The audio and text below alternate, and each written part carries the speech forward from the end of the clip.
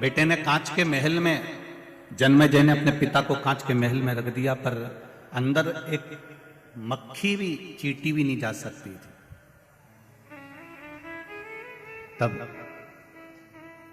अनार का रस गिलास में भरकर जा रहा था और उसके नीचे पहले जो गिलास चलते थे उसमें नीचे सी पेंदी होती थी, ऐसा कुछ लगा होता था, अंदर गहरा होता था। किसी किसी के यहाँ होंगे ऐसे गिलास पुराने जमाने के। आजकल तो गिलास एकदम प्लेन होता नीचे से, पर पहले जो गिलास होते थे उसमें पेंदी होती थी रखने की, अलग ही रखा जाता था। उस पेंदी में चिपक कर तक्षक नाग चले गए और शाम होते होते होते होते अंत में उसके प्राण छूट गए।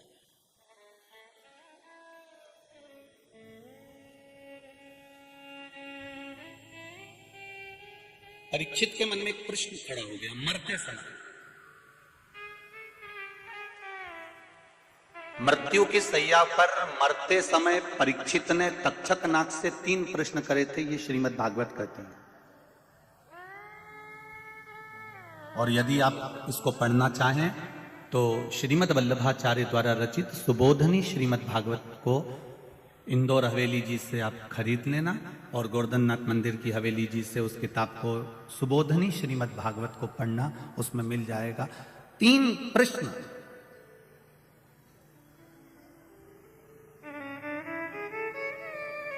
तक्षक नाग और परीक्षित के बीच में हुए। उसमें सबसे पहला प्रश्न परीक्षित ने तक्षक नाग से कहा कि तुम मुझे दिन भर निकल गया और इसके बाद में अब मुझे डसने आए हो, उसका कारण क्या है?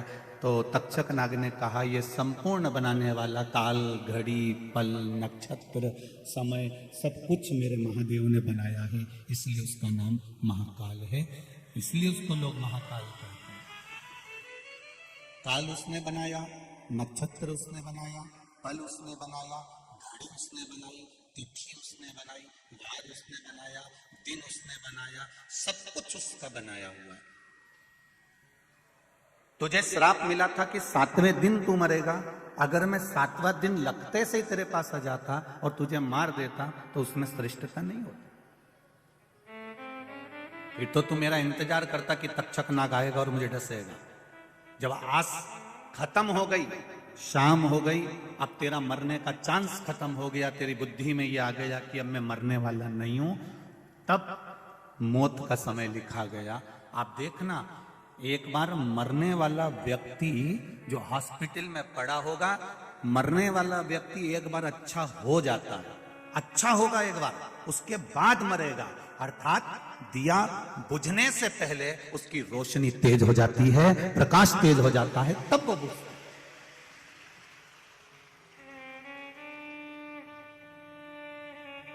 दिया बुझने से पहले उसका प्रकाश, उसकी रोशनी तेज हो जाएगी, बत्ती पूरी जल जाएगी, बहुत तेज हो जाएगा प्रकाश, तब वो बुझेगा, तब वो शांत होगा। उसी तरह जो मरने वाला होता है, एकदम पहले खिलखिला देने, बढ़िया हॉस्पिटल में पड़ा था, इतने दिन से सड़ रहा था, तकलीफ भोग रहा था, पड़ा हुआ था, और धीरे धीरे धीरे धीरे वो ठीक हो गया। ठीक हुआ, तुम्हें लगा कि अब पूरी तरह से ठीक हो गया, मालूम पड़े कोई एक आध इन्फेक्शन ऐसा फैल गया, प्राण छूट गए। अब हम लोग क्या करते हैं? डॉक्टर को दोष देते हैं। क्यों डॉक्टर साहब, आपने तो कहा था अच्छे हो गए, फिर ये मर कैसे गए? इसमें डॉक्टर का दोष नहीं है। दुनिया का ऐसा कोई डॉक्टर नहीं है जो मरीज को बचाना नहीं चाहता हो। डॉक्टर भी अपने घर से चलता है तो भगवान को हाथ जोड़कर चलता है कि सबको स्वस्थ रखना मेरे मालिक, वो भी हाथ जोड़कर जाता है। वो भी परमात्मा के सामने कहकर जाता है कि जब मैं क्लिनिक पर जाऊं, हॉस्पिटल में जाऊं तो ठीक हो जाए।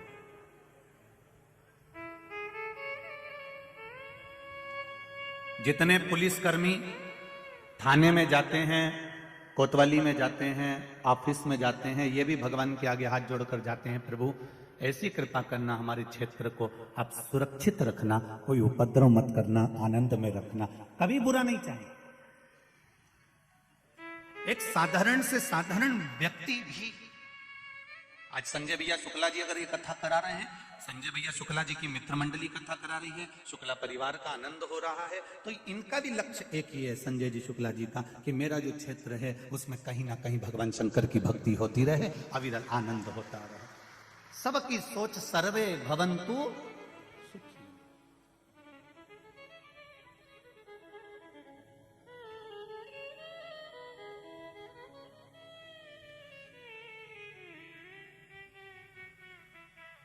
भगवान से प्रार्थना करते रहना कि तूने आने की सूचना 9 महीने पहले दी है, तो जाने की सूचना भी 9 मिनट पहले दे देना, 9 घंटे पहले दे देना, 9 मिनट पहले दे देना, 9 सेकंड पहले दे देना। अगर तू मेरी जाने की सूचना दे देगा तो तब विश्वास है कि मैं भी भगवान की भक्ति में डूब जाऊंगी, राम नाम लेकर तेरे धाम चली जाऊंगी।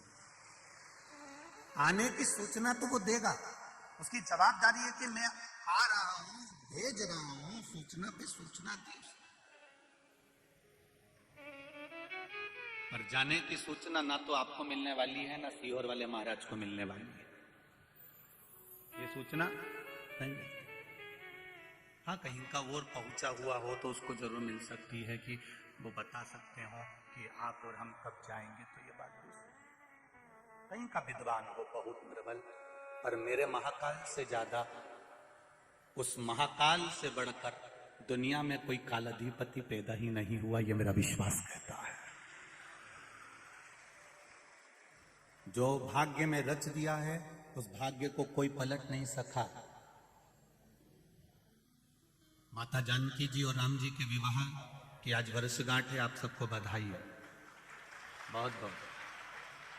अब जरा विचार करिएगा, माता जानकी का विवाह करने से पहले, राम जी का विवाह करने से पहले कितनी लग्न पत्रिका लिखी होगी, कितना मुहूर्त जांचा गया होगा, कितना कितना मुहूर्त निकाला गया होगा। उसके बाद भी माता जानकी को वन वन डोलना पड़ा, ये ललाट पर लिखा था, भाग्य पर लिखा था। राम जी को राजा बनने से पहले मुहूर्त निकाला गया था, बड़े बड़े तीर्थों का जल लाया गया था, तीर्थ जल लेकर आए, मुहूर्त निकाला गया, सारे विद्वान बैठे और मुहूर्त निकालकर राज तिलक होने की तैयारी थी, पर ललाट पर वनवास लिखा हुआ था।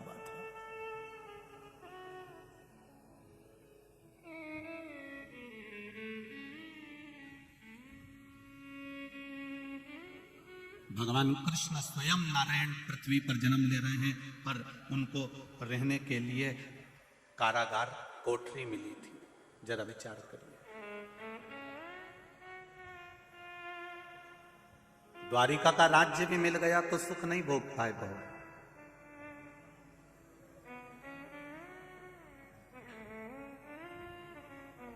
महाराज, ये मनुष्य जन्म, मरण और परण, जन्म भी मेरे परमात्मा के हाथ में है, मृत्यु मेरे परमात्मा के हाथ में है, और मंगल विवाह ये भी परमात्मा के हाथ में है।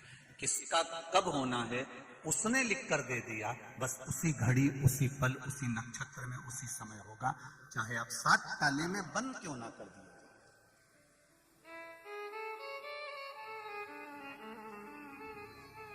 उसने लिख दिया तो लिख दिया।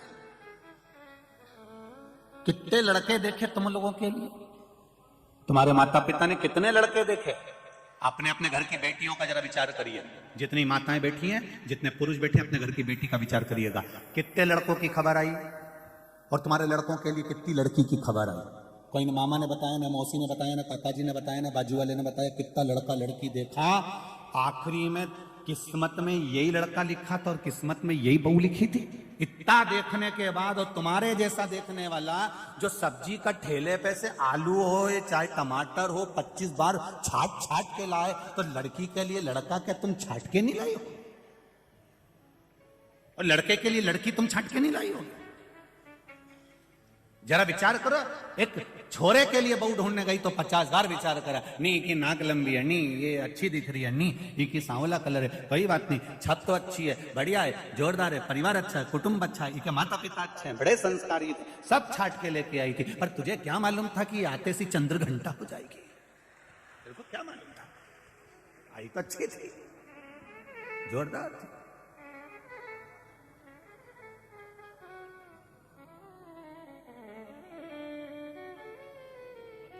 अब सास को लग रहा है बहू बुरी है, बहू को लग रहा है सास बुरी है, बुरा कोई नहीं होता जिंदगी में। याद रखना, सास कभी बुरी नहीं होती, अगर बुरी होती तो अपनी रकम तोड़वा के तेरे को सोने की रकम नहीं दे देती।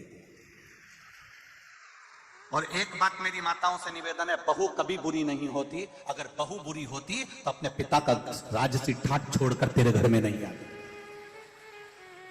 ना सास बुरी है ना बहू बुरी है, बस जो समय का चक्र चल रहा है, ये थोड़ा सा चक्र जो चल रहा है ये बुरा है। अब शादी के 2-4 साल इस चक्र में फंसे हुए हो, एडजस्ट करने में थोड़ा सा समय लगेगा थोड़ा। इसलिए हमारे यहाँ अदालत में जब केस पहुंचता है तलाक का, तो एक अदालत अलग से बैठती है केवल समझाने के लिए कि ये समय का चक्र बेकार चल रहा है, इस चक्र को थोड़ा निकल जाने दो, थोड़ा बेकार समय निकल जाने दो। अगर ये बेकार समय निकल गया तो ये निश्चित है तो उसी घर में राज्य करेगी, तो आनंद में रह सकती है। पर वो समय कोई नहीं निकालना चाहता। गुस्सा आया थोड़ा समय निकाल दो, क्रोध आया थोड़ा समय निकाल दो, अगर मन में व्यभिचार आया थोड़ा सा समय निकाल दो, किसी की निंदा करने का समय आया तो निंदा का समय निकाल दो। आप ये समय थोड़ा सा छोड़ दो। किसी के लिए अपशब्द बोलने का समय आ रहा है, किसी की चुगली करने का समय आ रहा है, किसी को अड़ा टेढ़ा बोलने का मन कर रहा है, ये समय निकाल दो। ये समय तुमको कहीं ना कहीं बर्बाद कर छोड़ देगा। इस समय को अगर तुमने निकाल दिया तो बाकी का समय तुम्हारे हाथ में होगा और तुम्हारी जिंदगी प्रबल होगी। ये थोड़ा सा समय निकालना पड़ेगा।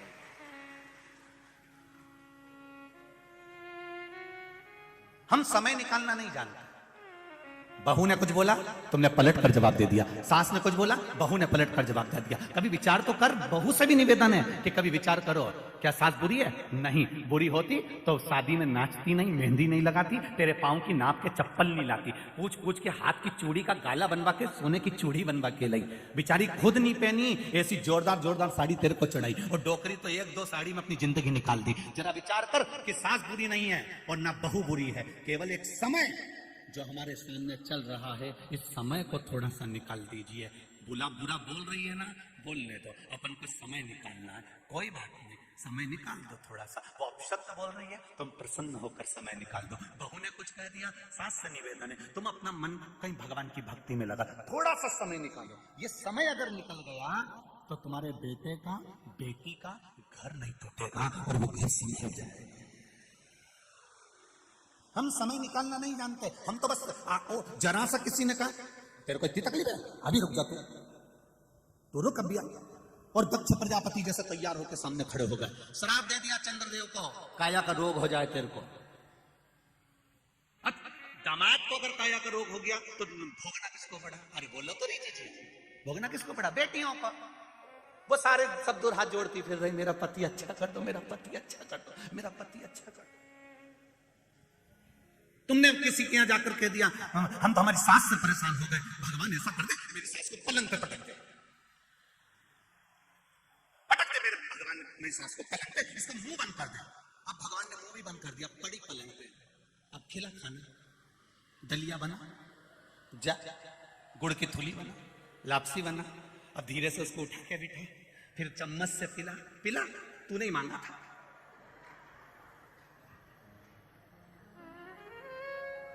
बल्कि भगवान से कहो, भगवान मेरी सास की इतनी लंबी उम्र करना, भगवान मेरी बहू को इतना खुश रखना, इतनी उम्र देना कि हमारी भी उम्र लग जाए। क्यों? अगर सास घर में रहेगी तो मैं कथा सुनने चली जाऊंगी, ताला लगाने की जरूरत नहीं पड़ेगी। बहू घर में रहेगी तो मैं कथा सुनने चली जाऊंगी, ताला लगाने की जरूरत नहीं पड़ेगी। अगर घर में सास नहीं रहेगी और अकेली रह गई मैं, तो फिर क्या करोगे? ताला लगा के आना पड़ेगा, डर भी लगा रहेगा। वो आएंगे, सब्जी कौन लाएगा, रोटी कौन लाएगा, बच्चे स्कूल से आने वाले होंगे। अगर घर में सास है, तुम आराम से मॉल घूम रही हो, तुम्हें कोई फर्क नहीं पड़ रहा, क्योंकि डोकरी घर पे बैठी है।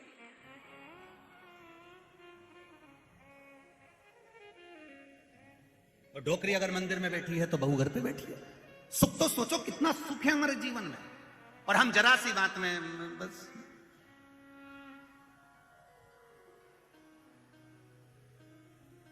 एक बेटी बड़ी दुखी हो गई, डॉक्टर की बेटी थी, उसने बड़ा, वेद जी की बेटी थी, वेद जी से जाकर कहा पापा मैं मेरी सास से बड़ी दुखी हो गई, इसको तो मर जाना चाहिए। वेद जी ने कहा बेटा इतनी सी बात, मैं तेरे को पुड़िया बना कर देता हूं, 4 महीने के अंदर तेरी सास निपट जाएगी। बस तुझसे एक निवेदन है, 4 महीने तू अच्छे से सेवा करना, चुप रहना, उसके सत्कार करना। वो इतनी लड़ती है, मैं क्या सत्कार करूं? तू तो सत्कार कर ले, तुझे मालूम है 4 महीने बाद मरने वाली है। 4 महीने की पुड़िया वेद जी ने बनाकर दे दी, इसने खाने में मिलाकर खिलाना चालू करा। ये सास गाली देती, ये कुछ जवाब ही नहीं देती, क्योंकि इसको तो मालूम है डोकरी 4 महीने बाद निपट जाए। बोले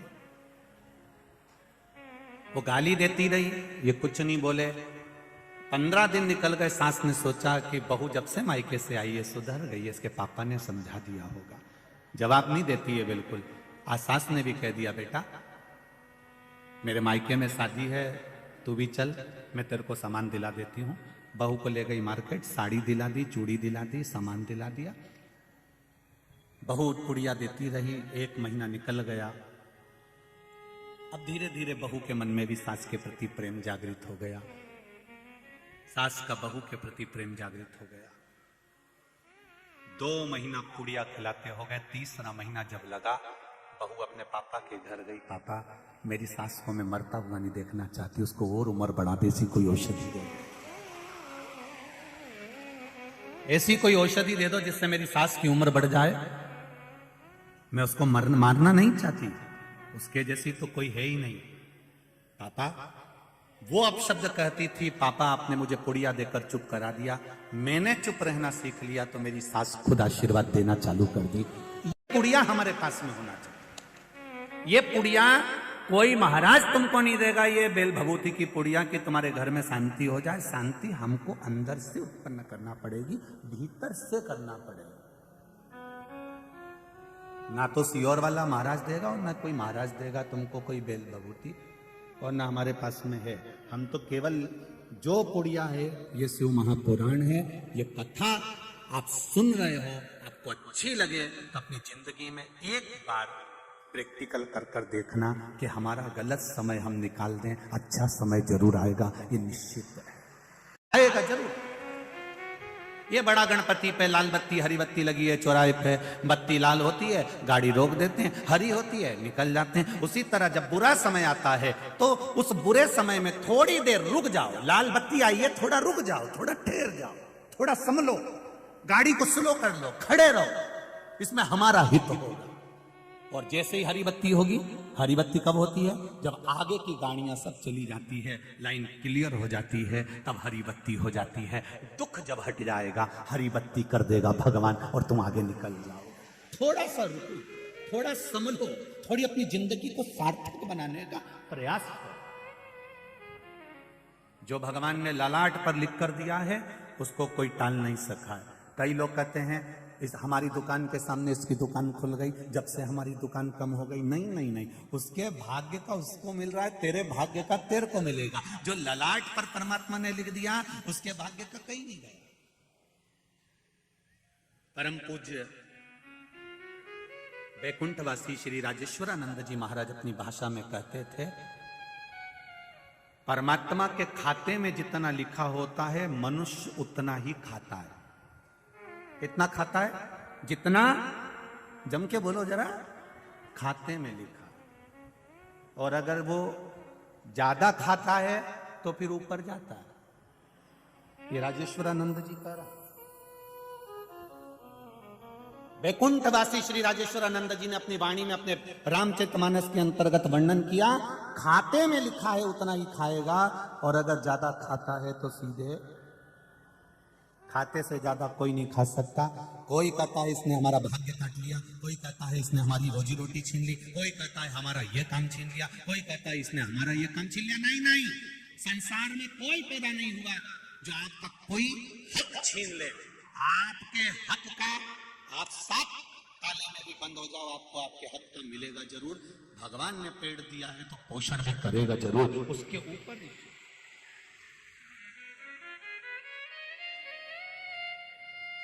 सुख लिखा होगा सुख मिलेगा, दुख लिखा होगा दुख मिलेगा। हमको तो इतना बड़ा कार्य मिल रहा था, हमको इतना बड़ा टेंडर मिल रहा था, दूसरे ने भांजी मार दी, वो टेंडर ले लिया। ले ले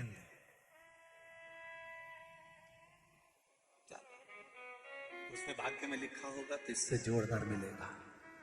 बस भरोसा मत तोड़ना था, विश्वास मत छोड़ना था, तो उस परमात्मा पर पूर्ण भरोसा कर कर रखना। और जब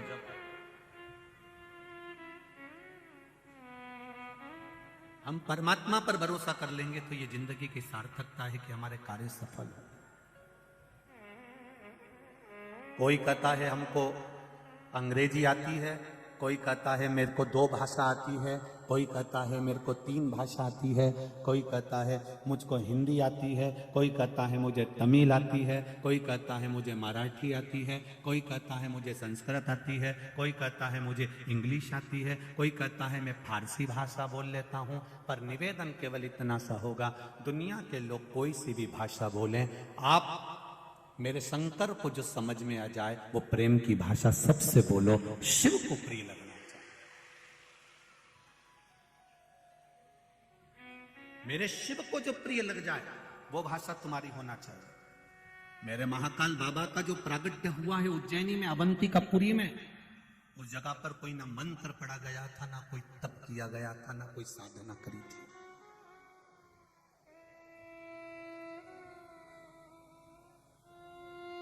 ना कोई साधना थी, ना कोई तप था, ना कोई मंत्र था, ना कोई तंत्र था। केवल एक 6 वर्ष का लड़का था और शिव थे, उसके सिवाय कुछ नहीं। और जैसे आपके घर के बच्चे सावन के महीने में छोटी सी झांकी बनाते, बोलो बनाते कि बनाते? घर घर के गांव में तो छोटे छोटे बच्चे ऐसी वो डंडी तोड़ लाते हैं, ऊपर सब डंडा बांध बुना के उसमें पत्ता पत्ती डाल के नीचे मिट्टी घोल के शिवलिंग बना देते हैं, फिर उसमें छोटा सा बल्ब लगा देते हैं, फिर पत्ता पत्ती तोड़कर उसको सजा देते हैं। शिवरात्रि पर सावन के महीने में बच्चे बहुत झांकी बनाते हैं। अब लोगों ने वो तो ये नाटक और फिल्मों ने बच्चों को बर्बाद कर दिया, नहीं तो पहले गाँव में छोटी छोटी झांकी शिवरात्रि पर और सावन महीने में तो खूब बनती थी। और बच्चों को यह भी नहीं मालूम पड़ता था कि ये जो बेशरम की डंडी है ये नल्ले के पास लगे, हम तो उससे भी भगवान की झांकी बना देते थे। जो भगवान को प्रिय भी नहीं, हमने तो फिर भी नहीं देखा कि भगवान को क्या प्रिय था, क्या प्रिय था। और जितनी जीजीओन बैठी और जितना यहाँ जीजाओन बैठा, सब अंदाजा लगाकर बोलना, बचपन में तुमने भी तुम्हारे बाल्यकाल में भगवान कृष्ण के जन्मोत्सव की, रामोत्सव की और शंकर जी की खूब झांकियां बनाई होगी। नहीं बनाई होगी तो कहीं ना कहीं शंकर जी के मंदिर में जाके इतनी छोटी छोटी एक एक लोटा भर के अपना गांव की जीजियों के साथ में, छोटी छोटी पोरिया उनके साथ में, और सब एक साथ चली जाती और शंकर जी का मंदिर में लोटा भर के उंडेल के शंकर जी पे आ जाती। ये विश्वास ये नाटकों ने, ये फिल्मों ने, ये कलाकारों ने सबको भगवान से दूर कर दिया था। लोग मंदिर जाना भूल गए थे, लोग भगवान के मंदिर में जाते ही नहीं थे, शिवालय तक नहीं जाते थे। नवयुवक बेटा बेटियों को शर्म आती थी मंदिर जाने में। पर शिव की कथा ने, शंकर की भक्ति ने फिर एक बार पकड़ लिया आपको और शिवालय तक लाकर छोड़ दिया। फिर पकड़ लिया।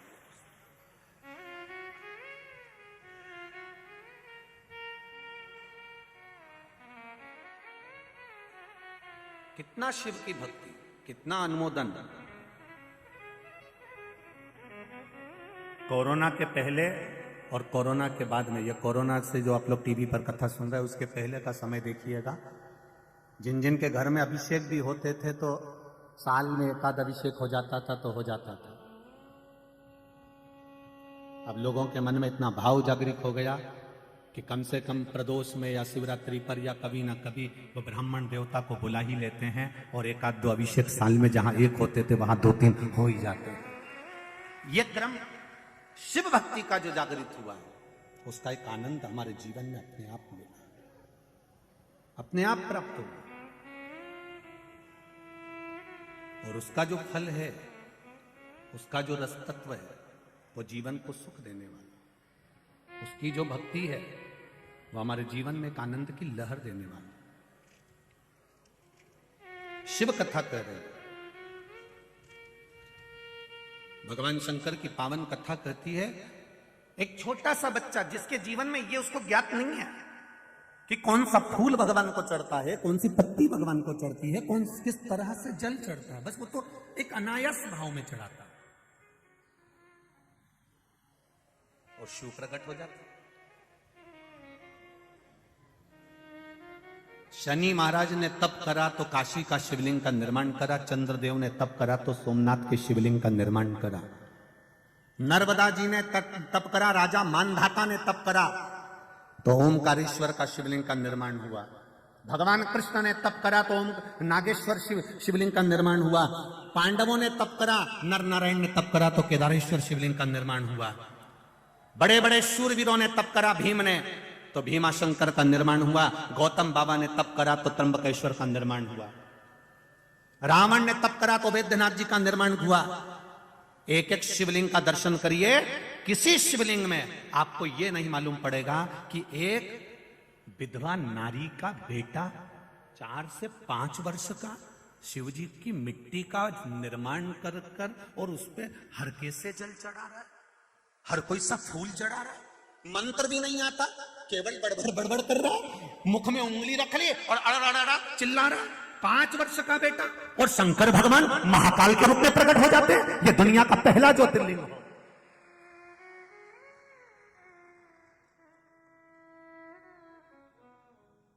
ये 12 ज्योतिर्लिंग में एक ज्योतिर्लिंग ऐसा है जो केवल तुम्हारा दिल देखता है, तुम्हारा मन देखता है, तुम्हारा चित्त देखता है, तुम्हारी वृत्ति देखता है।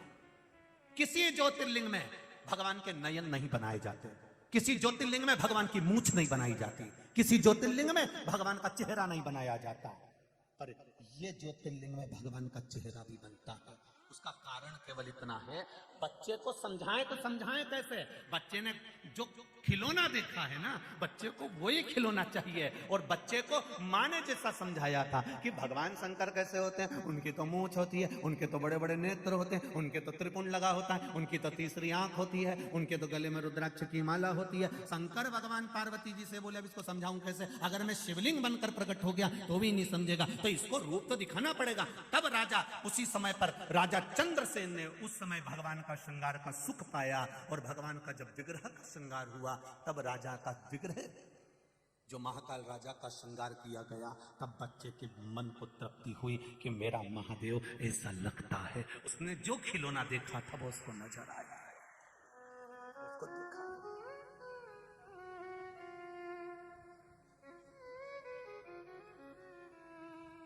उस बच्चे ने शिव जी से नेत्र मिलाए।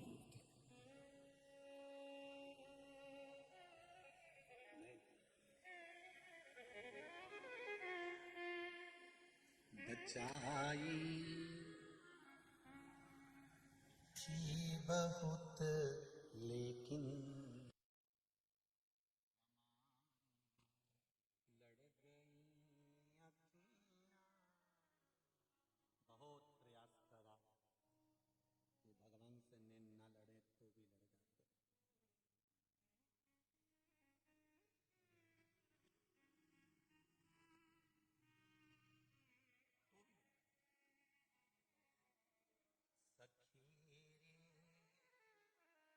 डमरू वाले से हमारी लड़ गई अखियां, सखीरी डमरू वाले से हमारी लड़ गई अखियां। 12 ज्योतिर्लिंग में घूमकर आना, नयन तो तुम महाकाल में ही लड़ा सकते हो, तो बड़े बड़े नेत्र और तुम मिला सकते हो, केवल महाकाल। बचाई थी बहुत लेकिन हमारी लड़ गई अखियां, सखीरी डमरू वाले से हमारी लड़ गई। बचाई थी बहुत लेकिन हमारी लड़ गई सखीरी डमरू वाले से हमारी लड़ गई। वेद प्रिय ब्राह्मण ने अपने पुत्र के बल पर 84 महादेव का आनंद पाया है।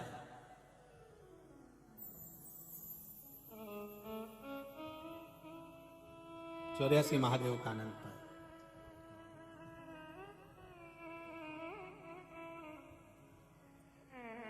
उज्जैनी के 4 फुट पर 4 महादेव हैं। 84 महादेव में से 4 महादेव अवंतिका के 4 फुट पर है। जब मां क्षिप्रिया दूषण नाम का राक्षस जब भागा, बाहर निकलने लगा अवंतिका से, माता ने उसको खींच कर जल के वेग से इधर भेज दिया। शिव भागे उधर, भगवान शंकर ने उधर संहार करा तो गया इस फूट पर इधर संहार करा।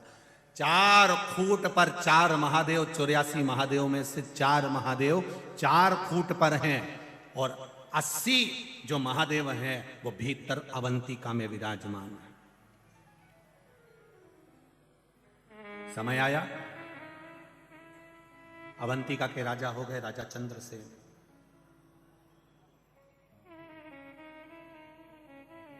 राजा चंद्रसेन ने नियम बना लिया, ये ब्राह्मणों की देन, ये अवंतिका में जो 84 महादेव है, ये ब्राह्मणों का सुख देने वाले, अपने बच्चों की जिसने बलियां दे दी हैं, अपने बच्चों को निछोड़ता हुआ जिन ब्राह्मणों ने देखा है।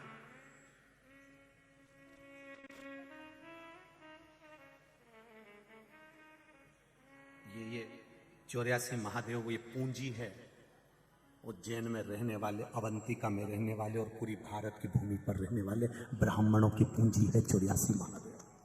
ये पूंजी है 84 महादेव।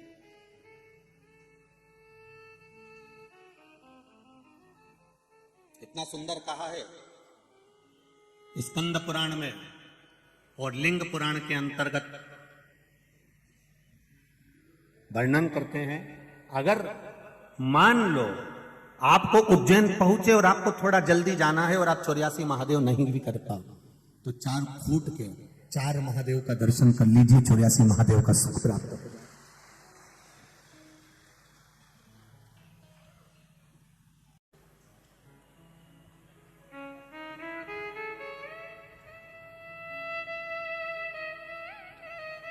उज्जैन गोपाल मंदिर के पुजारी जी आदरणीय रामचंद्र जी भार्गव या शर्मा लिखते हैं, जब पूर्व में 84 महादेव हमने करे, उस समय पर जब वो एक एक महादेव का जो वर्णन करते थे, पहले स्कंद पुराण में से, लिंग पुराण में से, फिर कहीं कहीं पद्म पुराण में से हम भी निकाल कर उसका स्मरण करते थे, फिर वो सुनाते थे तो बड़ा मस्त सुनाते,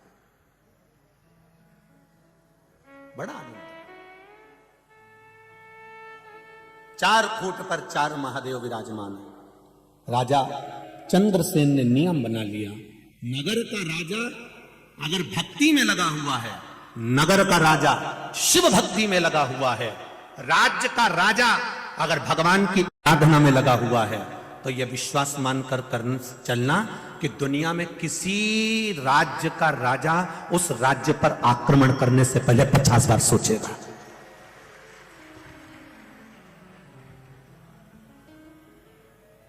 अगर एक राजा शिव भक्ति में लगा हुआ है, अगर एक राजा शंकर की भक्ति में लगा हुआ है, तो वहां आक्रमण करने से पहले, दुख आने से पहले 50 बार विचार।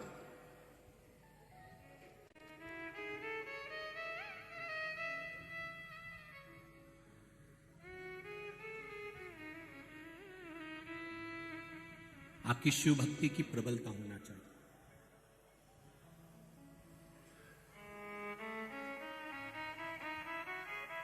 आप शंकर की आराधना में लगे हुए हो तो उसका फल आपको मिलेगा जरूर, ये निश्चितता है। राजा चंद्रसेन ने नियम बना लिया कि मैं 84 महादेव भले ना जा पाऊं, महीने में एक बार 84 महादेव कर लूंगा, पर 4 फुट पर जो महादेव विराजमान है, 4 जगह पर जो शिव बैठे हैं दूर दूर फुट पर, मैं उनका दर्शन करूंगा। रथ में बैठ चंद्रसेन 4 फुट का महादेव दर्शन करने नहीं जाता था। अब देखिए जरा कितनी सुंदर चरित्र है। मेरे महाकाल राजा के कथा जो चल रही है उसको आप ध्यान से सुनना कि चंद्रसेन राजा की धर्म पत्नी पूजन का पात्र तैयार कर कर रखती थी, तो राजा चंद्रसेन कहते थे कि इस थाली को इतनी दूर तक मैं लेकर जाऊंगा, उससे अच्छा है तू जल का पात्र मुझे दे दे। कमंडल में जल भरते थे राजा चंद्रसेन, सुंदर स्वर्ण पात्र, और 4 फुट पर राजा चंद्रसेन चले जाते थे। जब चंद्रसेन राजा शिव मंदिर में आते हैं, शंकर जी का जल चढ़ाने आते हैं, तो वहां के जो विद्वत ब्राह्मण होते हैं वो राजा चंद्रसेन के लिए व्यवस्था करते हैं, आसन लगाते हैं, थाली तैयार रखते हैं, बेलपत्री तोड़कर ब्राह्मण देवता लेकर आते हैं, पुष्प तोड़कर ब्राह्मण देवता लेकर आते हैं, मंजरी तुलसी की ब्राह्मण देवता लेकर आते हैं। बहुत ध्यान से सुनना रे मेरे भाई और मेरी बहनों, जितने आस्था चैनल पर कथा सुन रहे हो और जितने लोग इस पावन धरा पर इंदौर की कथा सुन रहे हो, 12 ज्योतिर्लिंग के शिव महापुराण की कथा चल रही है। जिंदगी में जो राजा चंद्रसेन ने पाया आप भी पा सकते हो, पर ये गलती से जरा दूर रहिएगा। वो गलती को जरा हमें समझना कि हमारी जिंदगी की वो कौन सी गलती है कि महादेव हमसे प्रसन्न नहीं होता। जितने रोडों पर बैठे हैं वो भी सावधानी से सुने इस कथा को, दिल से सुनिए। चंद्रसेन राजा ने देखा कि मैं जाता हूं, पूजा की थाली लगी मिलती है, बेलपत्र टूटी मिलती है, पुष्प मिल जाता है, जल थाली सब तैयार मिलती है, आसन ब्राह्मण लगाता है, थाली ब्राह्मण लगाता है, मैं बैठकर पूजन करता हूं, ब्राह्मण को दक्षिणा अधिक भी देता हूं, सब कुछ करता हूं, पर इसमें एक गलती हो जाती है। मेरे वीआईपी पन के कारण जो बहुत घंटों से खड़े हुए हैं उनको धक्का देकर निकाल दिया जाता है। चंद्रसेन राजा के ये संवाद को अपनी जिंदगी में उतारिएगा। बहुत बड़े बड़े दानी हो आप लोग, बहुत बड़े बड़े धर्मात्मा हो आप लोग, बहुत वीआईपी भी हो आप लोग। मैं 1 लाख बेलपत्र शिव जी को चढ़ाती हूँ, मैं 1.25 लाख चढ़ाती हूँ सावन के महीने में, मैं इतना भंडारा चढ़ाती हूँ सावन के महीने में, मैंने ये कर दिया, मैंने वो कर दिया। तुम 1.25 लाख बेलपत्र चढ़ाओ चाहे 1 करोड़ बेलपत्र चढ़ाओ, तुम्हारी 1.25 लाख बेलपत्र चढ़ाने में अगर तुम्हें अहंकार आता है तो वो 1 बेलपत्र शिव की उठाकर शिव पर चढ़ाने वाला आगे निकल जाता है। शंकर को तुम्हारी 1.25 लाख बेलपत्र नहीं चाहिए। किसी पुराण में नहीं लिखा है शंकर भगवान की कि तुम 1.25 लाख बेलपत्र चढ़ाओ या 1 लाख बेलपत्र चढ़ाओ। शंकर भगवान की कथा कहती है 1 बेलपत्र भी मुझे अपना मानकर दिल से चढ़ाएगा तो तू मेरा हो जाएगा, मुझे ज्यादा नहीं चाहिए, अपने दिल से मुझे दे।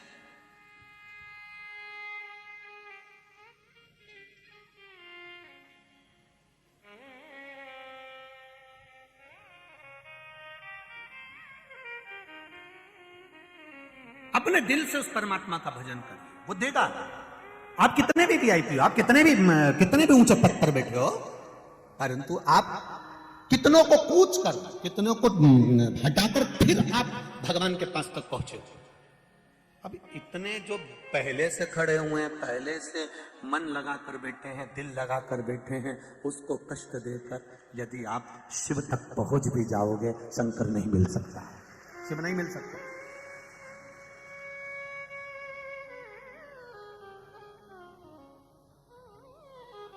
शिव नहीं मिलेगा। उसको पाने का तरीका बड़ा अड़भंगा है साहब। लोग कहते हैं सियोर वाला महाराज हर कुछ बांचता है, भले बाचूं, पर दिल से कहता हूं कि शिव ऐसे नहीं मिल सकता।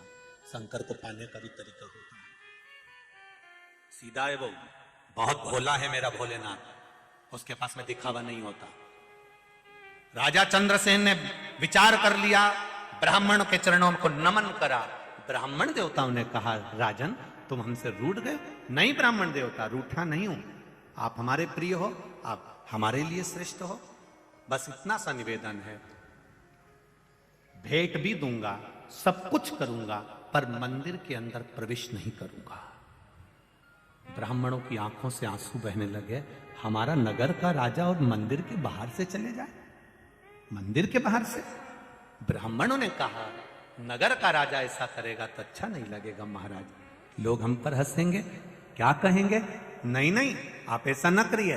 नहीं ब्राह्मण देवता, आप मुझसे पूजन दिल्ली पर करवाना। कहां करवाना, जम के बोलो जरा। दिल्ली पर पूजन करवाना।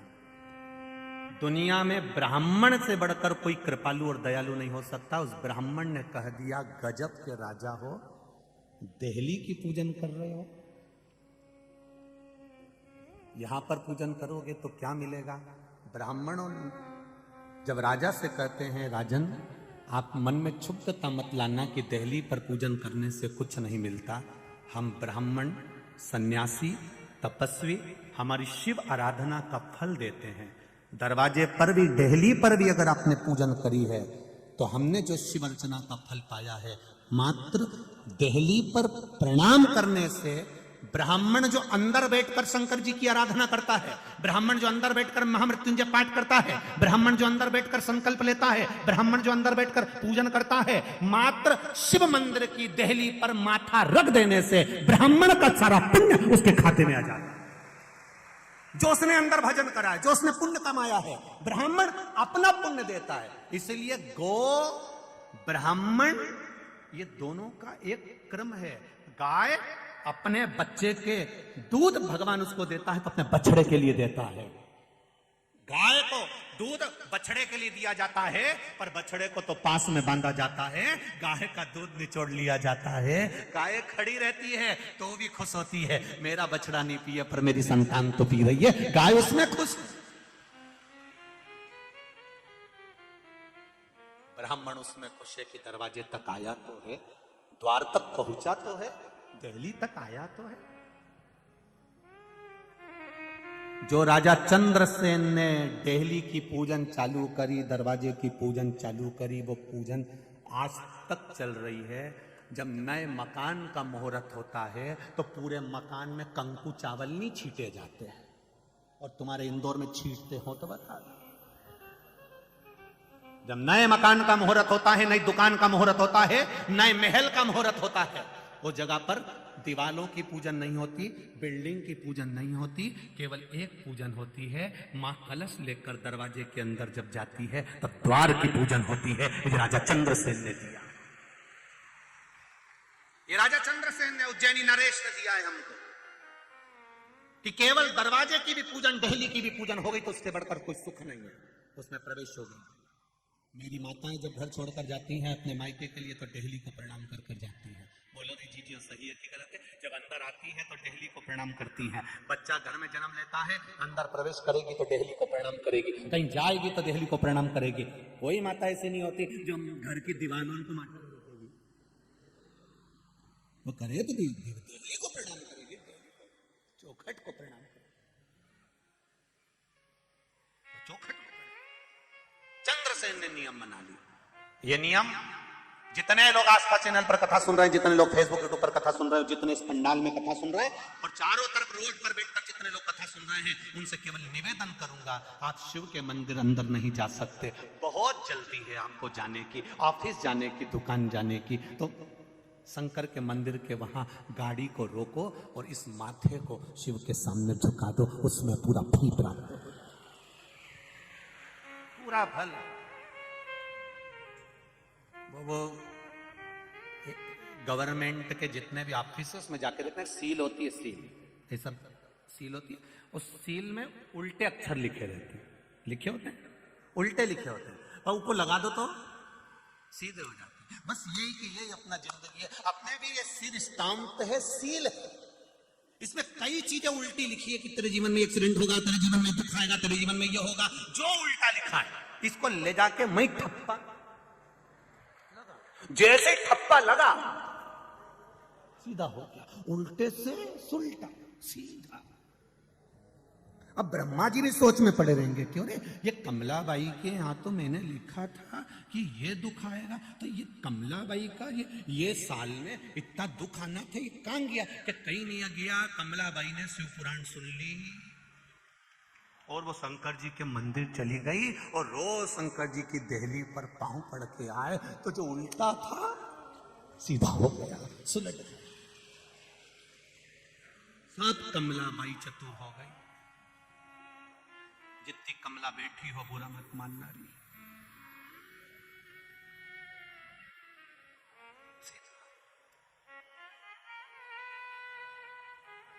चंद्रसेन ने विचार कर लिया, मंदिर की दिल्ली पर आऊंगा, प्रणाम करते देहली पर प्रणाम करते।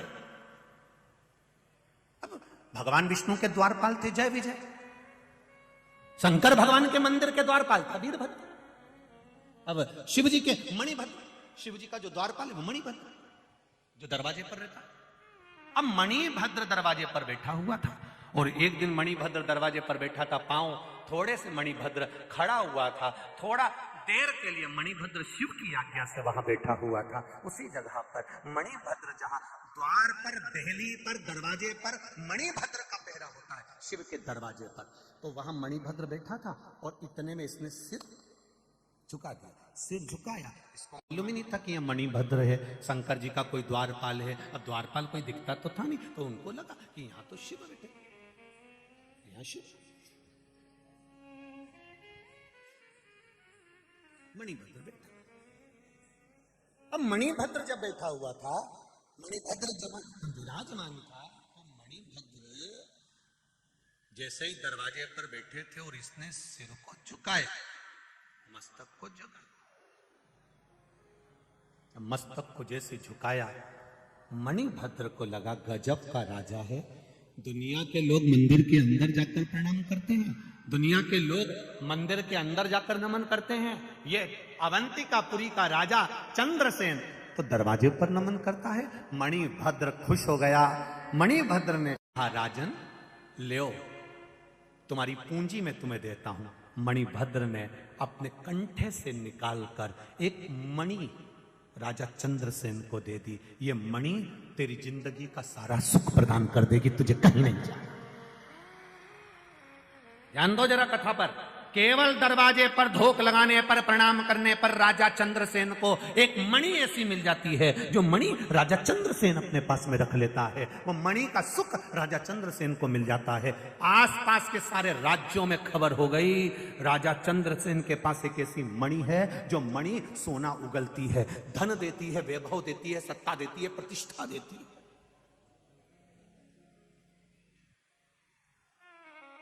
वो मणि सोना दे रही है, वो रत्न माणिक मोतियां दे रही है। अब तो राजा चंद्रसेन के ऊपर आसपास के जितने नगर के लोग थे, राज्य के लोग थे, वो आपस में राजा हूं सब तिल मिला उठे। और आपको कथा में कहा था, पत और पतंग जैसे ऊपर जाती है, काटने वालों की संख्या बढ़ जाती है। वैसा कि वैसे ही राजा चंद्रसेन के साथ हो गया। सारे नगर के राजा इकट्ठे हो गए।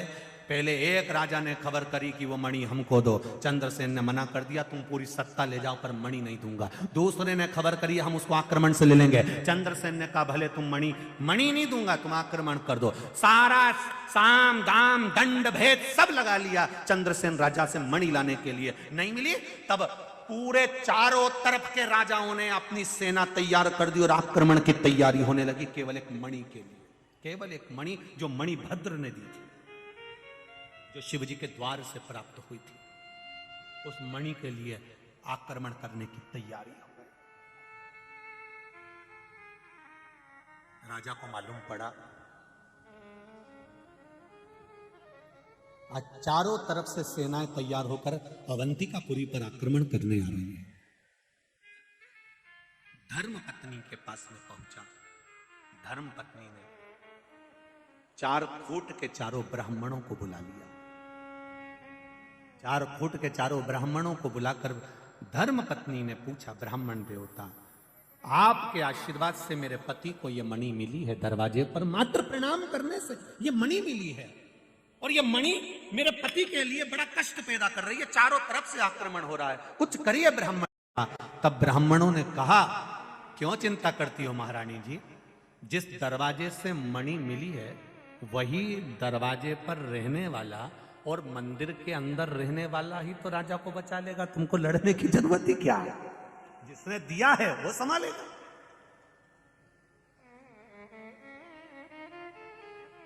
वो लाइन याद कर लो, तुम्ही ने दर्द दिया है, आगे क्या है, तुम्ही दवा दे, गला नहीं दबा दे, मणि दिए आपने तो संभालोगे भी आप। चला राजा चंद्रसेन आज शिव जी के मंदिर के द्वार पर नहीं, शंकर के मंदिर के अंदर जाकर बैठ गया। शिव जी की आराधना में बैठा था, तभी राजा चंद्रसेन शिव जी की आराधना कर रहा था। इतनी देर में एक स्त्री जो वैधव्य थी, अपने छोटे से बच्चा, छोटा सा बालक जो एक मात्र 4.5 से 5 वर्ष का बालक था, उस छोटे से बच्चे को श्रीकर, जिसका नाम था श्रीकर, नाम के उस बालक को लेकर जा रही थी। बालक ने शिव जी को देखा, थोड़ी देर रुक गया, माँ ने भी प्रणाम करा, बच्चे ने भी प्रणाम करा, बैठ गया। बैठा श्रीकर, उस नारी का पुत्र, छोटा सा बच्चा राजा को देख रहा है।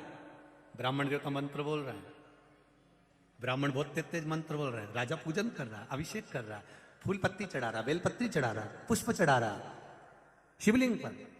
बच्चे ने देख लिया। तुम्हारे यहाँ के बच्चे भी ऐसे ही होते हैं। दादी क्या करती है वो देखता है। अगरबत्ती लगाई है दादी ने, दादी जब उठ के चली जाती है, अगरबत्ती बुझ जाती है, समाप्त हो जाती है, तो डंडी रहती है ना अगरबत्ती की, उसी को उठा के घुमाता है। बोलो री जी सही है कि गलत है?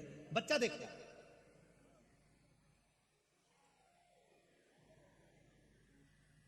घर के बुजुर्ग हमारे घर के बच्चों को सीख प्रदान करती। श्रीकर ने देख लिया कि राजा कैसे पूजन कर रहे थे। मां ने हाथ पकड़ा श्रीकर का, चलो बेटा। मां का हाथ पकड़कर श्रीकर अपने घर चले गया। दूसरे दिन श्रीकर ने विचार करा, मेरी मां ना जाने कौन से मंदिर लेकर गई थी इतनी दूर, मैं कहां जाऊंगा मंदिर में। श्रीकर ने एक वृक्ष के नीचे से मट्टी उठा ली, उस मट्टी का शिवलिंग बना लिया। शिवलिंग बनाकर जमीन पर रख दिया। जमीन पर रखा है, ना चौकी है ना पाटा है, जमीन पर रख दिया। अब गया श्रीकर तैयारी करने के लिए, पानी भर कर लिया आया एक बाल्टी में। उसको नहीं मालूम कि बेलपत्री कैसी होती है। सब पेड़ों की पत्तियां तोड़ के लिया, सब पेड़ों की पत्ती, फूल तोड़ लाया, जमीन पे रख लिया, देख दिया जैसा राजा बैठा था। अब पंडित जी मंत्र बोल रहे थे मंदिर के अंदर। अब इसको मंत्र तो आते ही नहीं थे। चालू हो गया, मुंह बड़बड़ करे, मुंह चलाए। बच्चों को देखना, जब तुम्हारे घर में कोई पंडित जी पूजन करके चले जाएं तो बच्चे भी फिर उनकी नकल करते हैं। बच्चे भी नकल करते। पंडित जी जैसा जैसा करेंगे ना, बच्चे वैसा वैसा पंडित जी को देखकर करेंगे। सीख देते हैं ब्राह्मण, सीख देते घर के बुजुर्ग, सीख देते। उस बच्चे ने बड़बड़ाना चालू करा, बड़बड़ बड़बड़ बड़बड़ करता रहा। थोड़ी देर बाद मुंह में उंगली रखकर बड़बड़ बड़बड़ करता रहा। जब आखिरी में अब जल चढ़ा रहा है, अब पुष्प चढ़ा रहा है, और जैसा राजा बैठा था ऐसा बैठ गया। श्रीकर की मां ने अंदर से आवाज लगाया, श्रीकर, ए बाबू श्रीकर, बेटा श्रीकर आओ। श्रीकर आता नहीं है, नेत्र बंद करके शंकर की आराधना में बैठा हुआ था, भक्ति में डूबा हुआ था। आवाज लगाई, श्रीकर नहीं आया। मां को क्रोध आ गया, मेरा बेटा ना जाने कहां चले गया। दौड़ती हुई बाहर आई, देखती है ये तो आंख बंद करके बैठा। क्रोध आ गया मां को, भगवान ने मेरे ललाट में पहले से तो दुख लिखा था, पति पहले चले गया, मैं बेधव्य हो गई, और ऊपर से ये औलाद ऐसी कि मेरी सुनती नहीं है। क्रोध पर क्रोध करा मां ने। श्रीकर का हाथ उठाकर झंझोड़ कर उठा दिया, सामान जो पड़ा था उसको बिखेर दिया। शंकर जी को उठाया मां ने, पटक। मां, क्योंकि युवान अवस्था में पति चले गया, घर में कोई भी नहीं, एक औलाद, और वो भी नहीं सुने तो मां को क्रोध तो आएगा ही। शिव को उठाकर पटक दिया, टूट गया शिवलिंग। श्रीकर रोने लगा, बिलख गया, मां से हाथ छुड़वाया। जहां पर शंकर भगवान का शिवलिंग बिखरा पड़ा था, श्रीकर लोट लगाने लगा, मेरा महादेव, मेरा महादेव, मेरा महादेव कर कर पुकारने लगा। मां, मुझे महादेव चाहिए, मैं बिना महादेव के नहीं रह सकता। मां खींच रही है, और जो शिवलिंग की मिट्टी नीचे पड़ी थी, बच्चा उस मिट्टी को पकड़ता है, तब मेरा महाकाल कहीं से प्रकट होकर श्रीधर को खींच लेता। तब मेरा महाकाल प्रकट हुआ, काल अधिपति तब प्रकट हुआ। सामने प्रकट होकर वो महाकाल का शिवलिंग सम्मुख में आ जाता है। केवल मिट्टी थी, और उस मिट्टी में से काल अधिपति प्रकट होकर महाकाल राजा बैठ जाता। वो काल अधिपति शिव उस मिट्टी में से प्रकट हो गया। मां, शिव ने दर्शन दिया, माता ने चरणों में धोख लगा ली, क्षमा मांग ली, गलती हो गई प्रभु क्षमा करिए, मैं ग्वालन, मैं गाय और आदि पशुओं को पालने वाली, मुझ में कहां ज्ञान होगा, मेरे बच्चे ने कुछ गलती कर दी। नहीं, बच्चे ने गलती नहीं करी, उसके विश्वास ने मुझे इस अवंतिका में मुझे प्रकट करा है। श्रीकर मांग तुझे क्या चाहिए? श्रीकर कहते हैं मैं कुछ नहीं मांगना चाहता। मेरे शंकर भगवान हनुमान जी का जो रूप था उस रूप में यहाँ पर आ गए। श्रीकर को गोदी में बिठा कर कहा, श्रीकर शिव जी से मांग ले कुछ। श्रीकर कहता है मुझे कुछ नहीं चाहिए, बस इस अवंतिका में आप सदा विराजमान हो जाओ, लोगों के काल का हरण करना, महाकाल बनकर बैठे। शिव जी ने कहा सुनो श्रीकर, मेरा वर आशीर्वाद है, तुम्हारी 8 पीढ़ी पूरी निकलेगी और 8 पीढ़ी में तुम्हारे यहाँ नंद बाबा का जन्म होगा।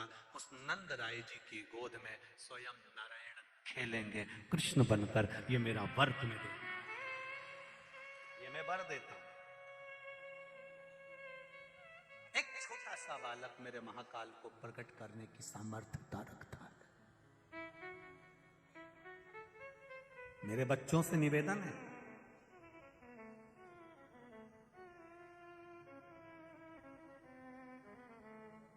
आप अपनी जिंदगी का सारा पड़ाव पार करिए, आप बहुत उन्नति की सीढ़ी पर चढ़िए, आप काम धंधा व्यापार खूब बढ़ाओ, भगवान तुम्हारी कैपेसिटी से ज्यादा तुमको दे। तुम्हारी चादर जितनी है उससे दुगना मेरा भोलेनाथ तुमको दे। तुम नौकरी करती हो बेटियां, तुम जीन्स पहनती हो, टी शर्ट पहनती हो, तुम लड़के जीन्स और टी शर्ट पहनकर नौकरी पर जाते हो, चाहे पैंट शर्ट पहनकर जाते हो, तुम कितनी भी उन्नति की सीढ़ी पर पहुंच जाओ, चाहे तुम कलेक्टर एसपी डीएसपी जो बनना हो बन जाओ, चाहे तुम्हें जिस पद पर पहुंचना हो आदि कमिश्नर के भी पद पर पहुंच जाओ और ऊंची पद पर पहुंच जाओ, पर एक बात याद रखना, संसार दाम से चलता है और मेरा महादेव नाम से चलता है।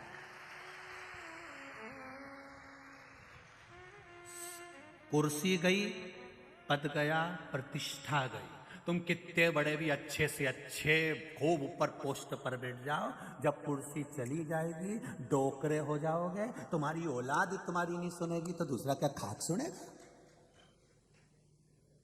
पद प्रतिष्ठा में मेरी बेटियां ये अपने चित्तवृत्ति में बिठा कर रखना कि मैं बड़ी सुंदर हूं, मैं इस कंपनी में जॉब कर रही हूं, मैं इस कंपनी में जॉब करता हूं, मैं इस कंपनी में हूं, मेरी कंपनी का पैकेज इतना है, मेरी कंपनी का पैकेज इतना है। तुम्हारी कंपनी का कितना भी पैकेज हो, ऊपर की कंपनी के पैकेज कितने हैं ये तुझे क्या मालूम है?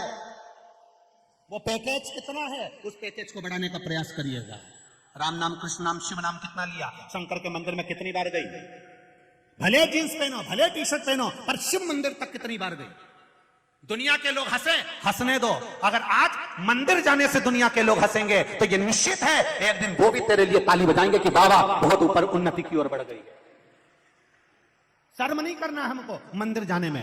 बेटियों से निवेदन, नवयुवक बेटों से निवेदन, चाहे दुनिया के लोग कितना भी कहें, हमें मंदिर जाने में शर्म नहीं करना चाहिए।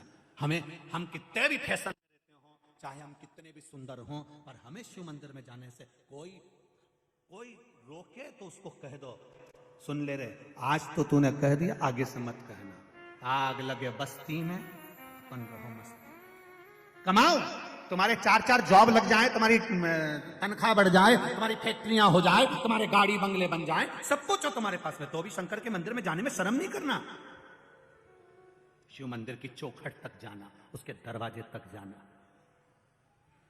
पोलियो की दवाई बचपन में पिलाई जाती है, इसलिए पिलाई जाती है कि ये शरीर काम करता रहे और इसको पोलियो नहीं हो। यह शिव महापुराण भी पोलियो की वो दवा है, एक बार जिसने शिव पुराण सुन ली बुढ़ापे तक पीछे पलट कर देखने की जरूरत नहीं बनेगी। मेरा महाकाल हाथ पकड़कर चलेगा, बुढ़ापे तक पीछे पलट कर देखने की जरूरत नहीं है, किसी के आगे हाथ जोड़ने की जरूरत नहीं पड़ेगी आपको। अगर आप महादेव के होकर चलोगे तो, काल अधिपति के होकर चलोगे तो, क्यों जोड़ना किसी के हाथ? परमात्मा के जोड़िए, शिव की भक्ति में रम जाओ।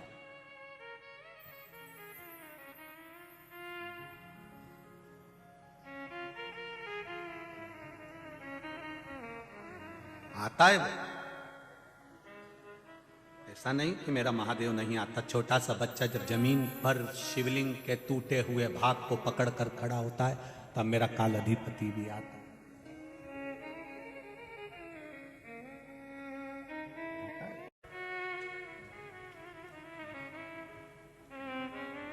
ऐसा नहीं कि वो नहीं आएगा। सुन के भक्तों की पुकार होके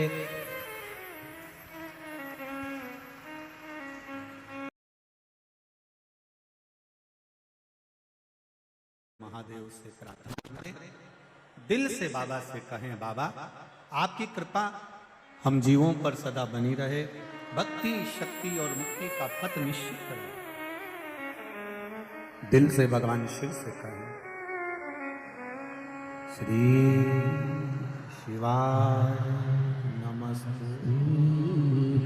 एक बात हमने पहले भी कही, आज फिर कह रहे हैं, जब भी श्री शिवाय नमस्तुभ्यम का जाप हम लोग कथा के मध्य में करते हैं, ये जाप होने के बाद में आप दिल की बात बाबा से जरूर कहा करो, बाबा भक्ति देना तेरे चरणों की, तेरे चरणारविंद की।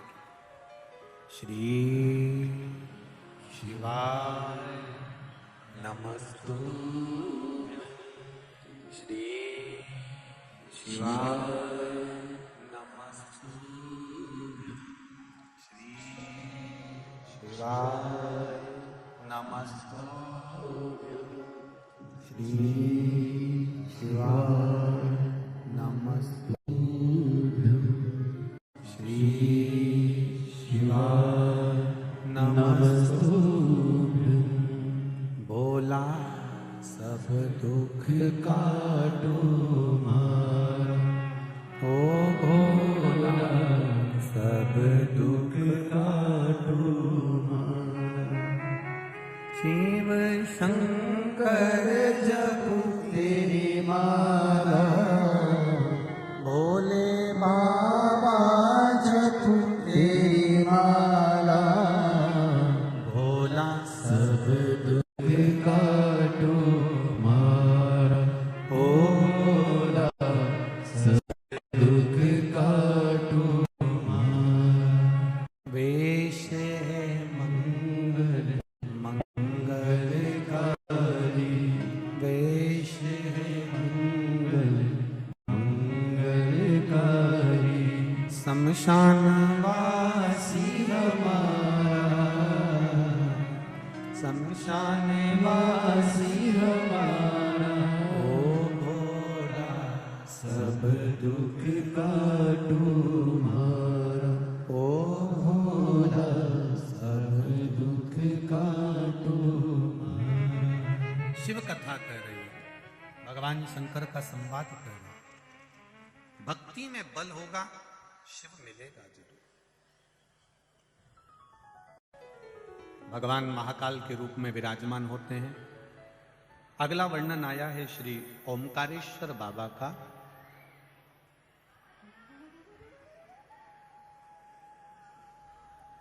देवऋषि नारद के लिए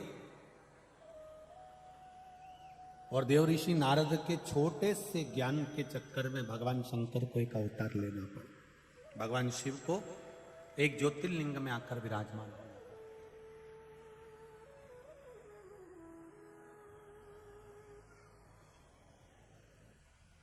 12 ज्योतिर्लिंग में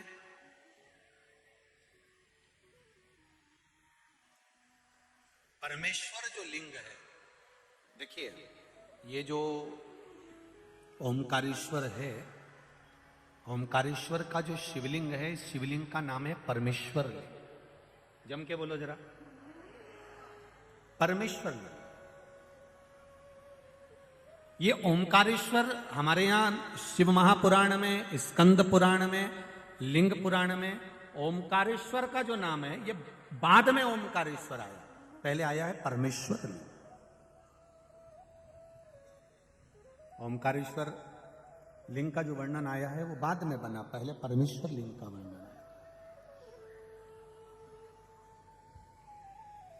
ये जो 12 ज्योतिर्लिंग है हमारे यहां पर भारत की भूमि पर, ये जो शिवलिंग है, इसमें भगवान शंकर की ज्योति विराजमान है, अर्थात ज्योति से मतलब होता है तेज।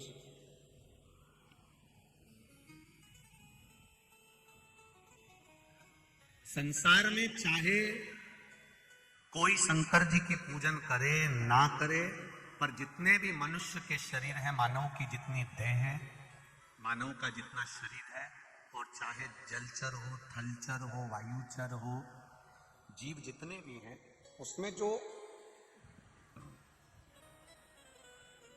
जठर अग्नि होती है, भोजन पचाने की जो सामर्थ्यवान अग्नि होती है, जो शरीर के अंदर होती है, वो शरीर की अग्नि ही शिव की ज्योति के तुल्य होती है। इसलिए उसको समझना कि संसार में जितने भी मनुष्य हैं, जितने भी मानव हैं, ये कोई साधारण नहीं है। सब में भगवान समाया, प्रत्येक में नर नारायण, प्रत्येक में भगवान, प्रत्येक में भगवान समाये। इसलिए शायद लोग कहते हैं तुझ में रब दिखता है यारा में, सब में भगवान समाये, प्रत्येक। कंकर कंकर शंकर। और उसका फल, कुछ पत्र आए हैं, 2 दिन से पत्र पढ़ना नहीं हो रहा है, एक पत्र देखिए।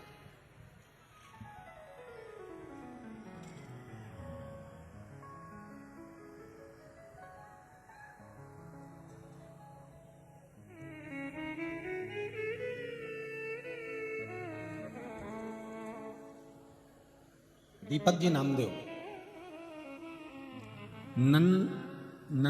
नंदबाग कॉलोनी, इंदौर, मध्य प्रदेश का निवासी हूं। कहीं बैठे हो तो हाथ हिलाइएगा, कहीं बैठे हो तो हाथ हिलाइएगा।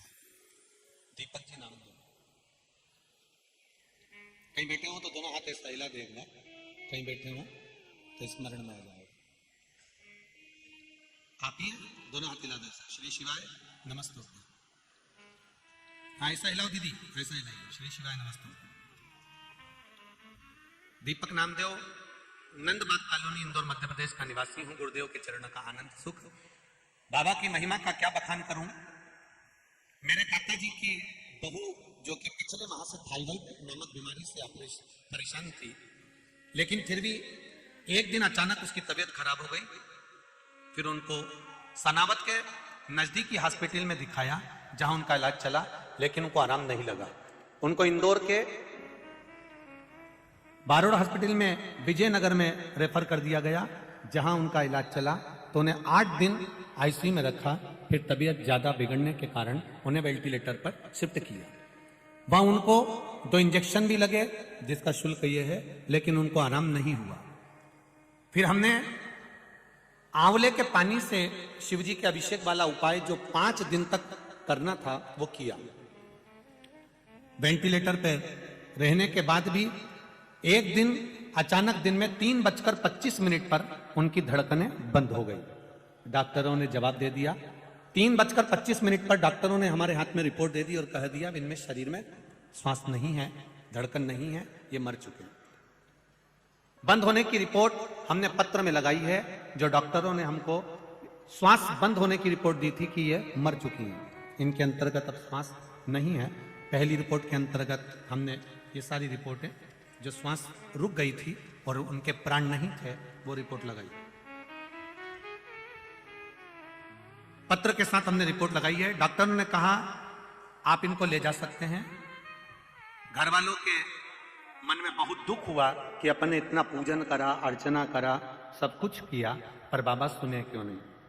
परिवार वालों ने 3:25 पर 4 बजे तक उसको बॉडी को नहीं लिया, और 4 बजे तक बॉडी ना लेकर बहू से कहा कि बेटा तुमने कहा था कि सियोर वाला महाराज कहता है कि जल चढ़ाओ, और अपन ने वो आंवले वाला प्रयोग भी करा, पर अंतर नहीं आया। 3:25 पर प्राण जा चुके थे, 4 बज चुकी थी। 4 बजे जब गुस्सा आया तो कहा आप श्री शिवाय नमस्तुभ्यम का जाप करो, बच जाएगी तो ठीक है। बाबा को पुकारना चालू करा। 4 बजे श्री शिवाय नमस्तुभ्यम का जाप करना प्रारंभ करा। 1 लोटा जल शिव जी को चढ़ा कर आए, वह जल लाकर उसके शरीर पर लगाया। कुछ देर बाद उसकी श्वास वापिस लौट कर आ गई और वो जीवित हो गए। ये शिव है। ओ घड़ी, मैं मृत्यु की रिपोर्ट भी दिखा रही हूं, और ये रिपोर्ट भी सब सम्मुख है।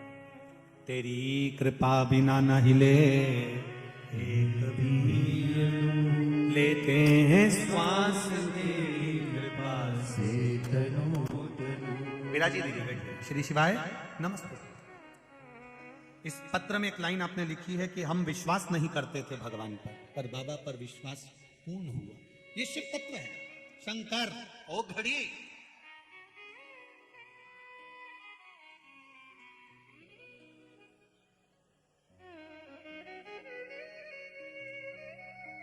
पत्र में लिखा है आपने कि लोग मानते नहीं, इसलिए हमने रिपोर्ट भी भेजी। महाराज तेरी कृपा बिना नहीं लेते हैं श्वास, तेरी कृपा से हे गंगाधार मुक्ति द्वार ओमकार आयो शरण तिहारी। मैं इंदौर वासियों से निवेदन करूंगा, ये सारे पत्र यहीं पर रहते हैं। इन पत्रों को आप एक बार दिल से जरूर पढ़ना। इनको पढ़कर आपको शिव जी के चरणों में भक्ति बढ़ेगी कि इन पत्रों में बाबा ने क्या क्या कृपा करी है, कितनी दया करी। हम छोड़कर जाते हैं, आप पढ़ो इनको।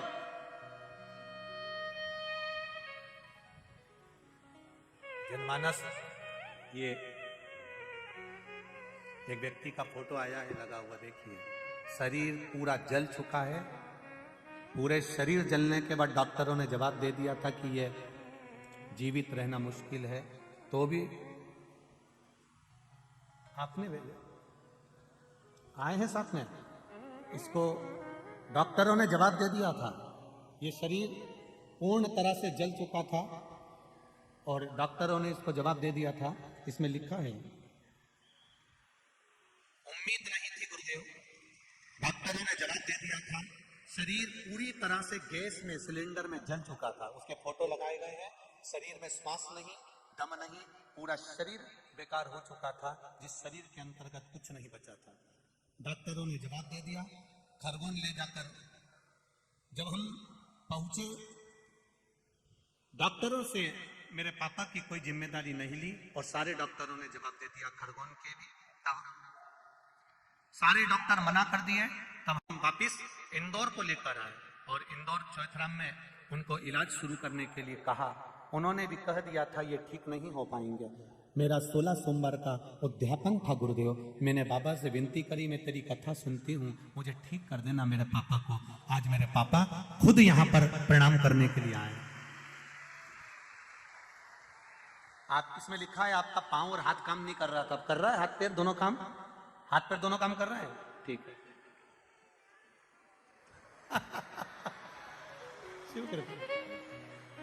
बहुत खुश हैं आप, बाबा ने आपको बचाया, उसके लिए बाबा की कृपा। बैठिए बाबू, बैठिए। श्री शिवाय नमस्ते।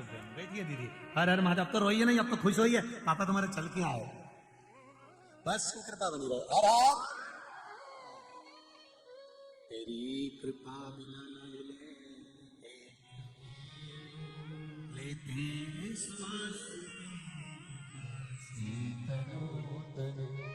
फिर निवेदन करूंगा, ना तो हमारे पास कोई जड़ी है, ना कोई बूटी है, ना बेल है, ना भभूति है, ना हम मंत्र जानते हैं, ना तंत्र जानते हैं, ना साधना।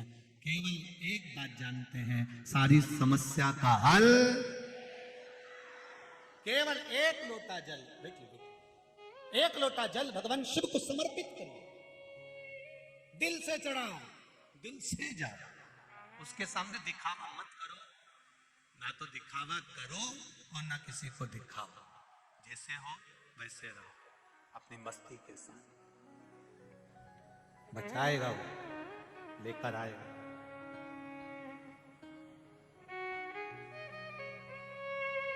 बहुत पत्र हैं, हम खुद नहीं पढ़ पाते हैं साहब इतने पत्रों को। और इन पत्रों में आपका विश्वास, आपका भरोसा, आपकी दृढ़ता है।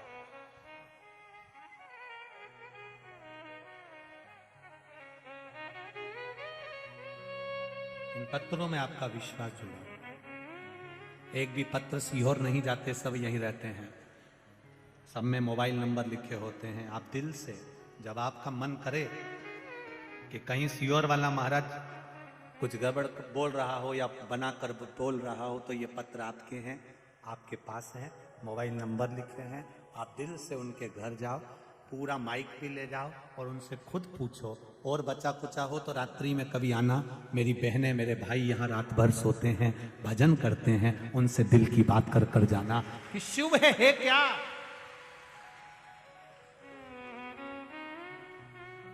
3 दिसंबर से 9 दिसंबर तक प्रसाद शिव महापुराण की कथा बड़ौदा में होगी, गुजरात में होगी।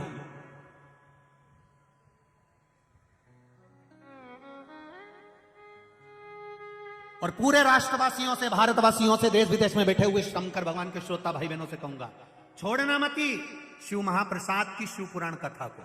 प्रसाद की मूलता क्या है? धतूरा प्रसाद कैसे हो सकता है? बेलपत्री प्रसाद कैसे हो सकती है? एक पत्ती में क्या बल होता है?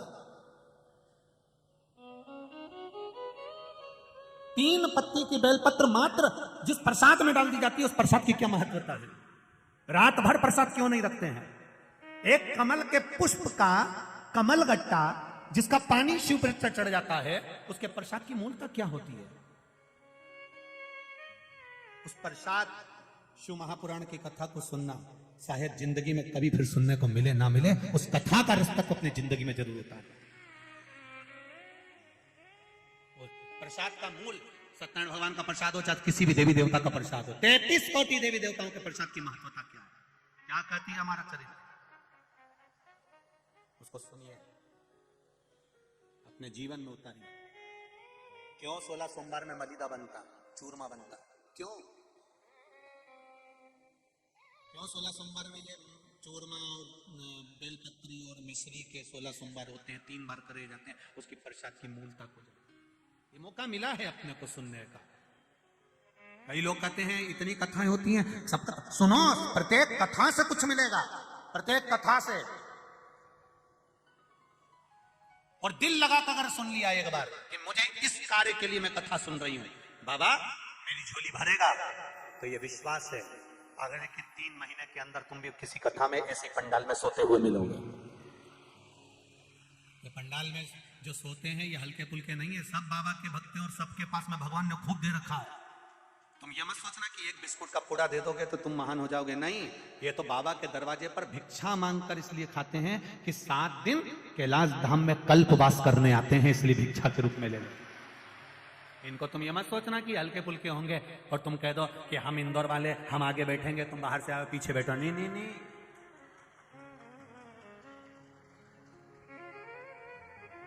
इस गलत फहमी में मत रहना महाराज।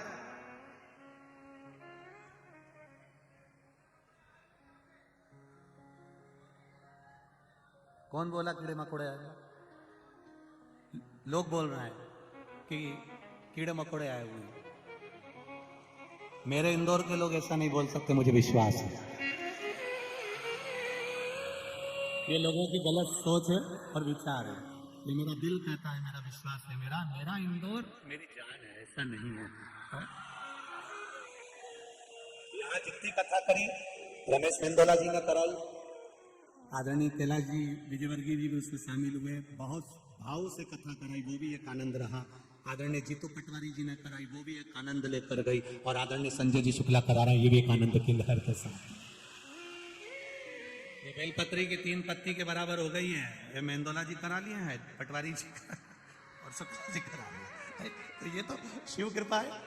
परंतु मेरा फिर विश्वास कहता हूं, भाव से कहता हूं, सब बाबा के भक्त हैं, सबके घर में जमीन जायदाद पैसा ढेला खूब है, केवल ये कल्पवास के लिए 7 दिन आते हैं। और मेरा गुजरात वालों से भी निवेदन है, मौका मत छोड़ना। बड़ौदा की पावन धरा पर 3 तारीख से 9 तारीख तक दोपहर में 2 से 5 बजे तक कथा के रस्तक को ग्रहण करना सुख दे। बोलो बोलो, बैठो, बाद में सुनता हूं, सबके सुनोगे। शंभो शरण मांगू घड़ी रे घड़ी, बोलना है।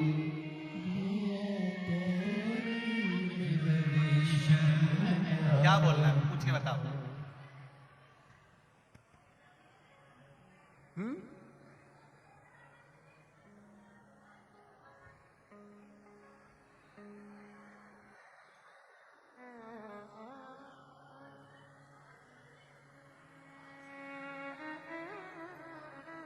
देव जरा माइक दो, देव अब सुनी ले, दे दे दे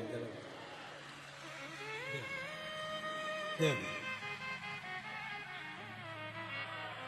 श्री शिवाय नमस्तुभ्यम बाबू। पहले तो आपको नमन करता हूं, आपके घूंघट को नमन करता हूं। मेरी मालवा की पहचान आपका चेहरा जो ढका हुआ है, आपके चेहरे पर जो घूंघट है उसको नमन करता हूं। ढके रहने दो भले। हाँ बोलिए दीदी। गुरुजी, मेरा बेटा 2 महीने 15 दिन का था। उस दिन उसको रात को बुखार आया। हम सुबह हॉस्पिटल लेके गए। वहाँ पे डॉक्टर ने पेट में उसको इन्फेक्शन बताया और भर्ती कर लिया। वो 24 घंटे ठीक रहा और अचानक उसकी तबीयत ज़्यादा खराब हो गई। उसको बड़े अस्पताल में लेके गए, इंदौर में आईसीयू वार्ड में एडमिट किया। डॉक्टर ने वेंटिलेटर का बोल दिया, पर मेरे पास रुद्राक्ष का जल था। मैं श्री शिवाय नमस्तुभ्यम बोलती रही। पूरा स्टाफ आश्चर्य में था, मेरे बेटे को वेंटिलेटर नहीं लगा। और गुरुजी, उसका आईसीयू में एडमिट था। उसकी 2 सीटी स्कैन हुई और 4 इको कार्ड हुई। उसमें कोई बीमारी नहीं मिली, बस उसको सांस में लेने में तकलीफ आ रही थी। मैं घर आई, मेरे पियर गई, मैंने पशुपति व्रत लिए। 4 व्रत पूरे हो गए, मेरा बेटा ठीक भी होने लगा। 5वां पशुपति व्रत था और श्रावण आ गया। मैंने श्रावण खत्म होने के बाद 5वां उपवास किया। उसी दिन मेरी सास ने भी उपवास किया। सास ससुराल में थी और मैं मेरे पियर में थी। शाम को पूजा करके आया और बेटा रोने लगा। मैंने दूध पिलाया और ज़्यादा रोने लगा। तबीयत अचानक ज़्यादा खराब हो गई। हम दोनों ने उपवास छोड़ा और अस्पताल लेके गए। अस्पताल में वो पूरी रात ठीक रहा। जैसे ही 12 दूसरा दिन लगा मंगलवार का और बेटा शांत हो गया 12:22 को। तो गुरुजी, आप पशुपति व्रत करें या नहीं करें? पशुपति व्रत थोड़ा रुक के करना, जो बेटा गया है वही बाबा वापस देगा। और गुरुजी, मेरी सास का एक उपवास हुआ था बेटे को ठीक करने के लिए। अब वो बाकी की 4 करें? नहीं, वो नहीं करेंगे, वो नहीं करेंगे, उसको रोकेंगे। श्री शिवाय नमस्तुभ्यम। शंभो शरणे पड़ी मांगू घड़ी रे घड़ी, दुख काट दया करी ने दर्शन। बाबा से विनती करना और विनय कर कर जाना कि वो बाबू, जैसे एक बार कथा में सीहोर की कथा थी और कहीं की कथा थी। 20 वर्ष का बेटा चले गया था। आप लोगों ने टीवी पर भी उस कथा का स्मरण करा। किस किसने सुना था? वो सुना। 20 वर्ष का बेटा चले गया था, पर बाबा ने उसको 20 साल का बेटा जाना, उसके बाद वापिस आना, ये शिव कृपा के बिना कोई नहीं कर सकता। प्राप्त होगा कहीं शरीर में। फिर एक निवेदन करूंगा, कर्म की गति बड़ी प्रबल। जन्म, मरण और परण, ये 3 मेरे महादेव के हाथ में है। दुनिया में कोई नहीं पलट सकता। जब वहां से लिखा कर आ गई है तो मृत्यु तो निश्चित है। बस इतना हो सकता है कि अपने कर्म के अनुसार हो सकता है उसकी जिंदगी रोगमय निकलना हो। इसलिए बाबा ने कुछ अच्छा सोच कर उसके लिए कर्म करा हो। आप बाबा के भरोसे रहो, शिव तत्व जरूर देगा। आप 2 या 4 कथा में या कहीं ना कहीं पत्र आपका भी सामने जरूर मिलेगा, ये निश्चित है। शिव कृपा निश्चित। अब दिल से उसका भजन करो, अब दिल से उसको कहो, और जब दिल से कहोगे तो दिल से सुनेगा, ये निश्चित है। तेरी कृपा बिना ना हिले कभी, लेते हैं सांस तेरी कृपा से। जब मौत के मुंह से उनको निकाल सकता है, कैंसर वालों को निकाल सकता है, तो जरूर कुछ ना कुछ हमारे कर्म का भोग है जो हमें भोग। शिव पुराण कर रही है महाराज। आज भगवान देवर्षि नारद पहुंच गए विंध्य पर्वत पर, और विंध्य पर्वत पर बाबा जब पहुंचे, और विंध्य पर्वत पर पहुंचने के बाद उन्होंने विंध्य पर्वत से कहा, रे विंध्य, तो सुमेरु जितना प्रबल नहीं है, तो सुमेरु जितना प्रबल नहीं है। और सुन विंध्य, जितना सुमेरु में बल है, जितना विशाल सुमेरु है, जितना सुमेरु की ऊंचाई है, जितनी प्रबलता सुमेरु की है, उतनी तुझ में प्रबलता नहीं आ सकती। विंध्य को थोड़ा सा बुरा लगे। देवऋषि नारद जब ऐसी बात करें और हंसें तो ये अच्छी बात नहीं। हमने पहले भी कथा में कहा, हमारा कुछ न बिगड़ेगा तुम्हारी पकड़ लो हाथ त्रिपुरारी, नहीं तो डूब जाए। कुछ बिगड़ना नहीं है, शान उसकी जाती है। तुम हंसे हो, क्यों हंसे हो? तुम्हारे हंसने का कारण क्या है? क्यों मुस्कुरा रहे हो? क्यों हंस रहे हो? किस लिए हंस? हंसने का कारण है क्या? क्यों हंसना? कहा महाराज, तुम कह रहे हो विंध्य ने कहना चालू करा देवऋषि नारद के सामने, जब विंध्य ने अपना बखान करना प्रारंभ करा कि मैं इतना विशाल पर्वत हूं, मेरे पास सारी औषधियां हैं, मेरे पास में रतन भरे पड़े हुए हैं, मेरे पास में माणिक भरे पड़े हैं, मेरी सुख, मेरे पास में अपार औषधि और सुख है। नारद जी हंस दिए कि तुमसे ज्यादा सुख तो सुमेरु के पास में है, और सुमेरु पर्वत बड़ा प्रबल है। उसके बाद भी उसके मुख से ये नहीं निकला कि मैं इतना प्रबल हूं, मैं इतना बलवान हूं, मैं इतना प्रखर।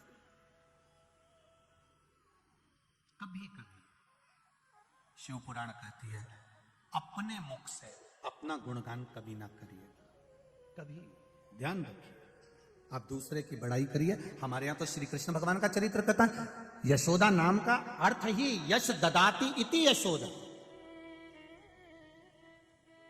यशोदा नाम में भी यश दिया है यशोदा जी ने, दूसरे को यश दिया तो यशोदा जी का नाम पड़ा कि ये दूसरे को यश देती है। गोपियां बुआरी काटती है, उनको यश दे देती है। जो दूध निकाल रही हैं उनको यश दे देती है। जो घर संभाल रही हैं उनको यश दे देती हैं। शिव महापुराण की कथा करिए, आप भी यश देना प्रारंभ करिए, आपको यश मिलेगा। आप दूसरे की अगर बड़ाई कर सकते हो तो दूसरा आपकी बड़ाई जरूर करेगा। पर एक बात याद रखना कि कोई व्यक्ति तुम्हारे पास में आकर किसी की निंदा कर रहा है, बहुत सावधानी से सुनना। अगर कोई व्यक्ति किसी दूसरे व्यक्ति की तुम्हारे पास में आकर निंदा कर रहा है तो यह मानकर चलना कि यह व्यक्ति दूसरी जगह जाकर तुम्हारी भी निंदा जरूर करेगा, ये निश्चित है। इसलिए सावधान हो जाओ, थोड़ा सा ध्यान रखना जरूरी है। अगर कोई निंदा कर रहा है और तुम सुन रहे हो तो तुम तैयारी रख लेना, ये तुम्हारे पास में जब दूसरे की आकर निंदा कर सकता है तो ये तुम्हारी निंदा भी दूसरी जगह जाकर कर सकता है। थोड़ा तैयारी रखिए, थोड़ा सा ध्यान रखिए, थोड़ा सा ध्यान रखकर चलिए।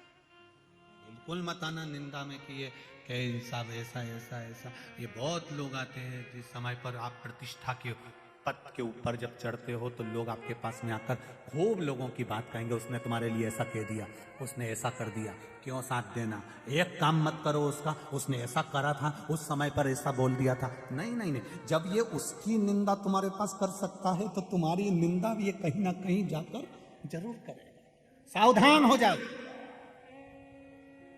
चुगल चोटों से बचो। ये जितना निंदा करेंगे ये दूसरी जगह तुम्हारी करेंगे। इनके बिल्कुल चक्कर में मत आना। कोई कह दे नहीं तुम्हारे लिए उसने ऐसा बोल दिया, तुम्हारे लिए वैसा बोल दिया, ये दूसरी जगह जाकर तुम्हारी निंदा करेगा कि वो तुम्हारे लिए ऐसा बोल रहा है। इनको